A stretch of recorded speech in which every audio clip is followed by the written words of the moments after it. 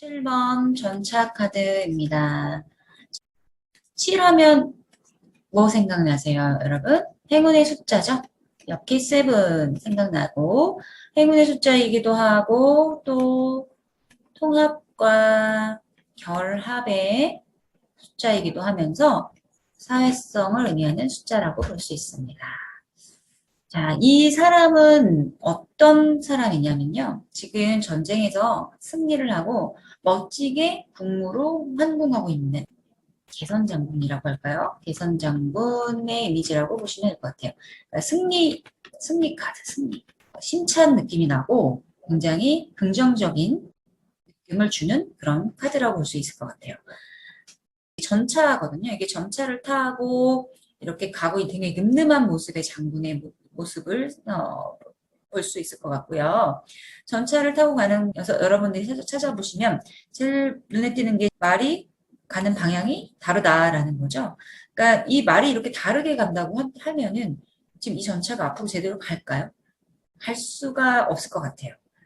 그렇기 때문에 이 7번에 대해서 가장 중요한 부분은 이렇게 균형을 맞춰서 가야 되는 부분이라고 볼 수 있을 것 같습니다.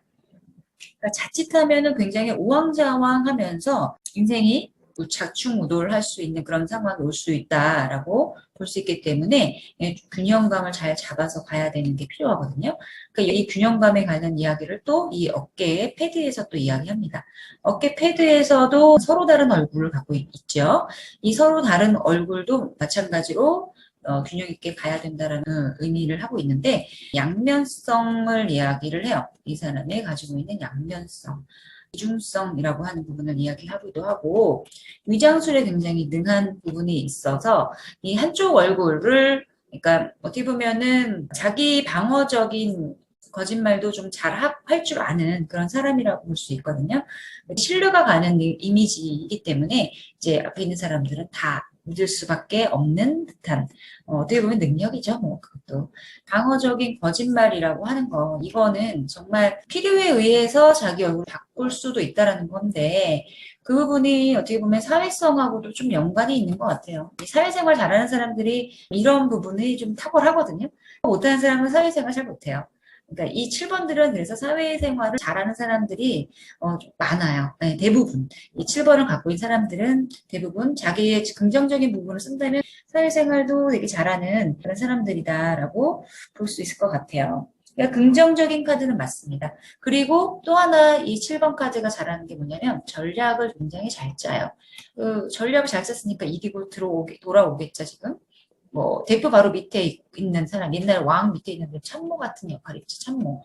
제갈 공명 같은 그런 역할을 해주는 사람, 그런 능력을 갖고 있는 사람이라고 볼 수 있고요. 이 앞에 보이는 이 방패 안에 있는 뱀을 보면은 알 수 있을 것 같아요. 뱀이 그 지혜를 상징하거든요. 지혜. 카드의 키워드 의미를 한번 볼게요. 탁월한 전략가라고 볼 수 있고 전차의 기동력을 갖고 있다. 이동운과 상황이 변할 때 나와요. 세상을 향해 겁 없이 나서는 열정이 있다라는 건데 여자든 남자든 간에 조금은 그런 조급함이 이게 이제 나쁘게 가면 겁 없이 나서는 열정이 나쁘게 가면 조급함으로 돼서 사실은 좀 신중하게 가야 될 필요가 있는 사람 이런 숫자이기도 하거든요. 긍정적인 성향을 쓸 때는 자립심 강하고요. 추진력도 굉장히 강해지고 지도력, 행동과 활동적인 이미지 그리고 예의가 바른데 그 예의가 바르다는 게 5번에서도 있었잖아요. 7번 성향이 좀 더 예의가 발라요. 그러니까 오늘 인사하고 인사 수고했으면 다음에 번 조금 더 친해져야 되는데 다음에도 똑같은 모습으로 예의 바르게 나타나는 경우가 많죠. 그러니까 굉장히 그다음에 부정적인 부분은 쓴다라고 할 때는 조금은 안 좋은 것들이 있는데 몽상가처럼 몽상적이 되어서 약간 현실적이지 않은 듯한 느낌을 주는데 약간은 재미를 찾아다니는 현실에 내가 지금 발을 딛고 있는 것보다는 좀 더 재미있는 쪽을 찾아다니는 쪽으로 내 의식이 흘러간다라고 볼 수도 있을 것 같고요. 또 좀 더 소극적이 되고 위선자 같이 보여지기도 하고 은폐, 구독, 알코올 중독 같은 이런 성향을 내기도 해요. 불안증이 많이 오는 성향이 될 수도 있고요. 그래서 욱하는 성격이 되는 거는 그러니까 인내심이 굉장히 강한데 굉장히 참고 있던 것들이 이제 알코올을 먹으면 약간 욱하는 경우가 이제 같이 연결되면서 나오기도 하니까 술을 좀 조심하는 게 좋지요. 아무래도. 자, 연애운에서 나왔다라고 할 때는 사랑에 굉장히 서툰 느낌을 주는 사람일 수도 있어요. 오래된 커플 경우에는 헤어질 준비를 하고 있는 경우가 있는데 만난 지 얼마 됐는지 물어보는 게 재물운에 나왔을 때는 현재도 미래도 괜찮아요.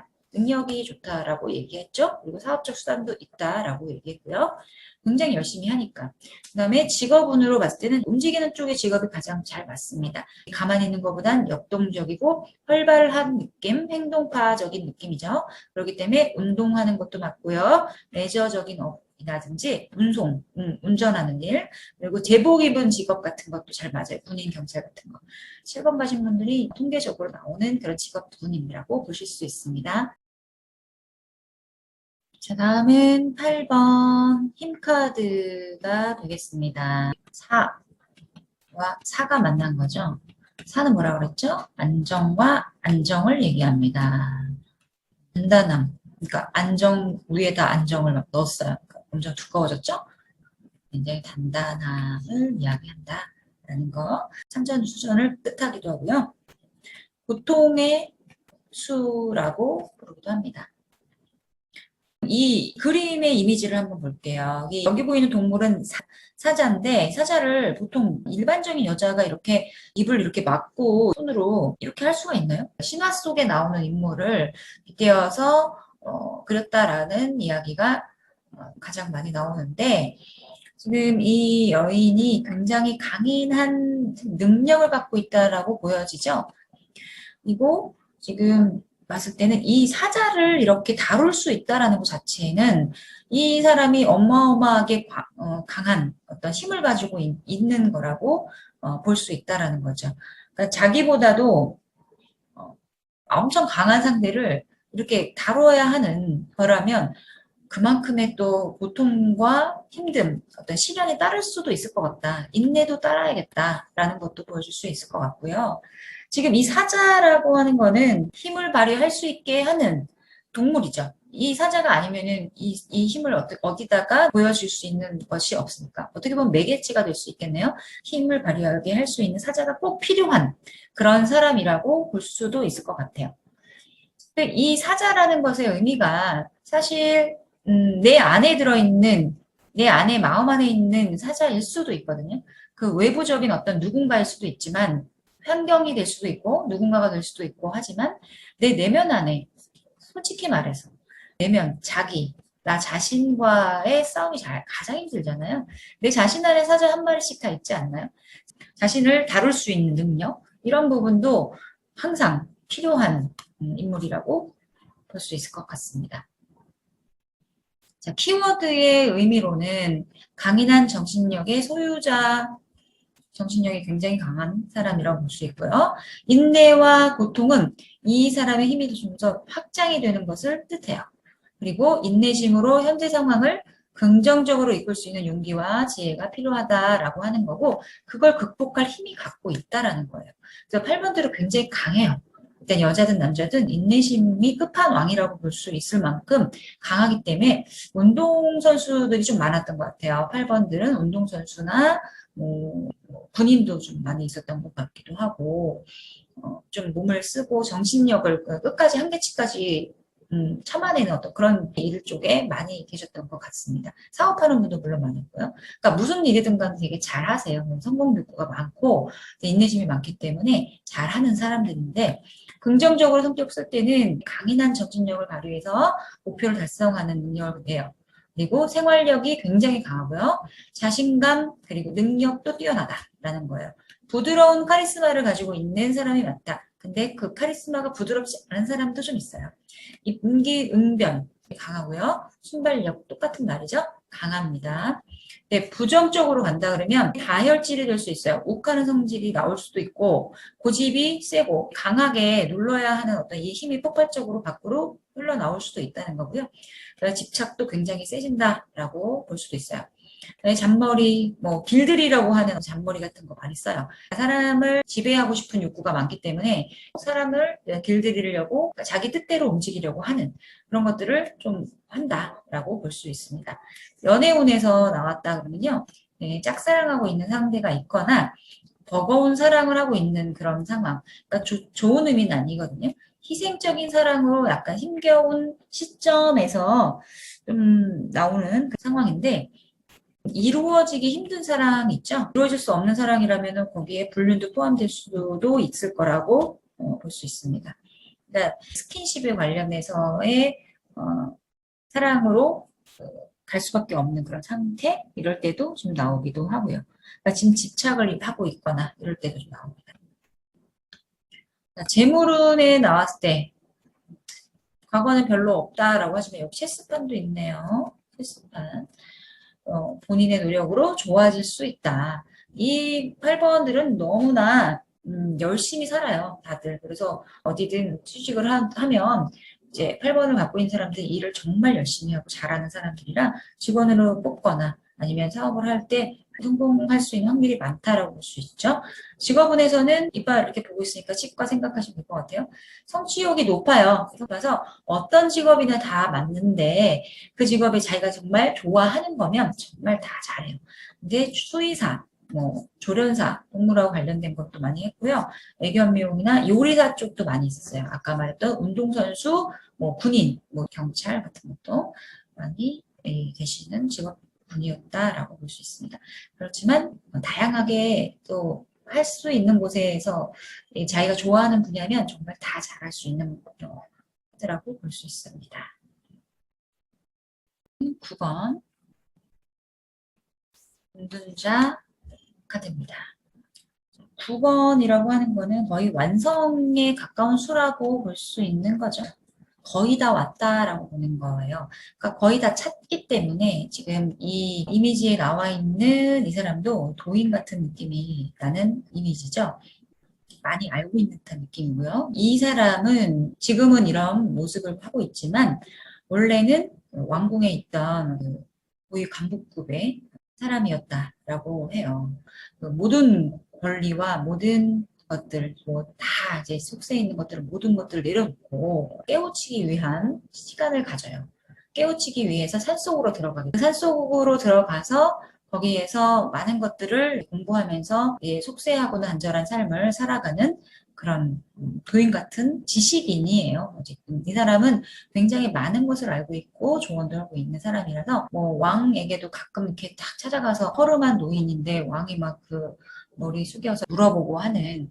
근데 이 도인이 지금 들고 있는 이 등불이죠. 오른손에다가 이렇게 살짝 들고 있다라는 거는 세상에 등불이 되는 그런 중요한 일을 하는 사람으로서 그런 자기한테 내재되어 있는 힘이 있는 사람이에요.